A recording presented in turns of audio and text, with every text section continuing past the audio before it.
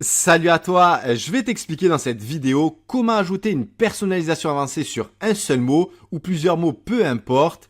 J'avais déjà réalisé une vidéo à ce sujet pour l'intégrer dans un paragraphe entièrement, mais l'idée ici, c'est de pouvoir personnaliser n'importe quel bout de contenu, qu'il soit intégré dans un paragraphe, dans un titre, etc. pour conserver la balise HTML de l'intégralité du contenu.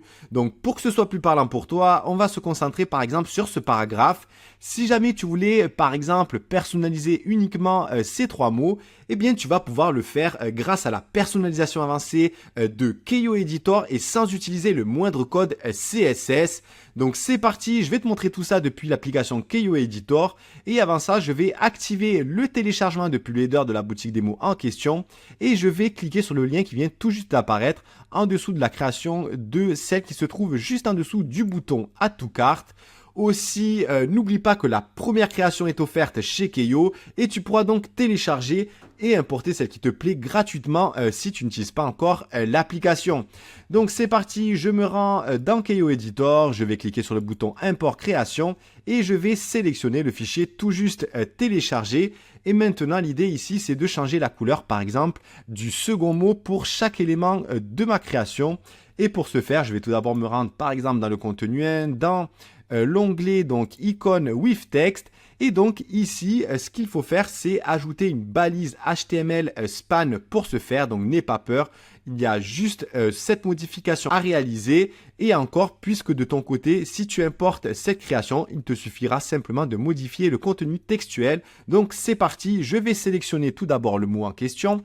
Je vais cliquer sur Code View, donc j'arrive donc dans le code HTML du contenu textuel. Au début du mot, je vais intégrer donc la balise span, comme ceci. Ensuite, un espace. J'intègre classe égale et j'ouvre les guillemets. Et enfin, je vais intégrer donc le nom de ma personnalisation avancée. Ici, par exemple, je vais intégrer custom 1. Je ferme les guillemets et je ferme la balise. Donc, je fais bien attention de copier le nom de ma classe et de bien fermer la balise span à la fin du mot. Donc, j'ouvre le chevron, un petit slash et je ferme la balise span. Moi ici, je procède à ces modifications pour ajouter la personnalisation avancée et pour que tu puisses le faire si jamais tu as ce besoin spécifique. Mais si jamais tu veux utiliser une personnalisation déjà existante, il te suffit pour cela de sélectionner simplement le mot et de cliquer sur Code View. Donc fais bien attention de bien sélectionner le mot en question, sinon si tu modifies directement dans l'éditeur, la classe va se supprimer tout simplement. Donc maintenant, avant que je fasse la modification et que tu visualises comment faire, je vais tout d'abord me rendre dans les paramètres. Je vais ajouter une nouvelle personnalisation avancée, donc Add Custom CSS, et je vais coller le nom de ma classe, donc Custom 1.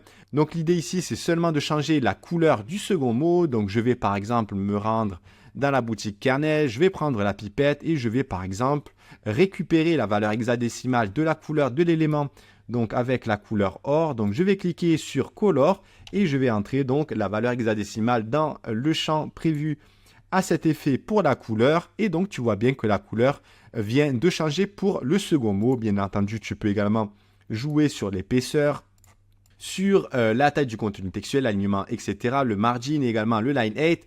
Mais l'idée ici, c'est de garder les paramètres qu'on a déjà intégrés donc dans paragraphe. Donc par exemple, si tu veux le modifier directement pour tout le contenu textuel de ta création, il suffit de le modifier directement ici puisque c'est la balise paragraphe qu'on a utilisée pour le contenu textuel de la création.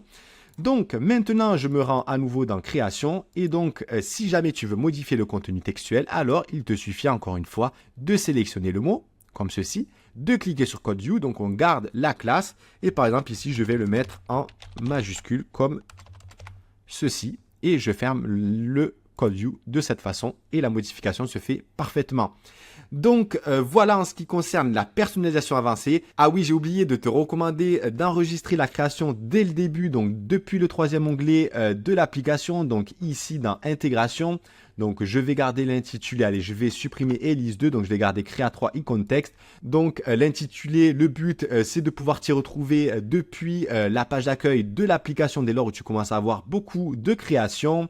Je vais sélectionner donc la création 3 étant donné que j'ai déjà intégré deux créations dans la page produit de ma boutique, donc une nouvelle boutique démo que j'ai réalisée donc pour ces vidéos. Je vais ajouter le bloc donc app ici création création widget et je vais sélectionner la création 3. Donc bien évidemment, je vais sélectionner aussi les produits qui m'intéressent comme ceci et je vais enregistrer.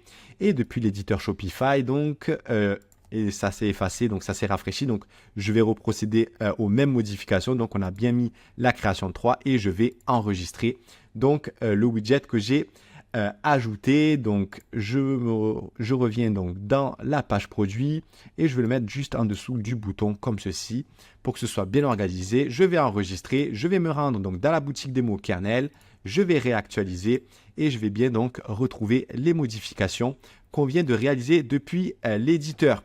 Je ne vais pas le faire pour les autres éléments étant donné que c'est exactement la même manipulation à réaliser. Voilà donc en ce qui concerne la personnalisation avancée sur un mot ou plusieurs mots depuis une création existante ou depuis une création que tu démarres de zéro.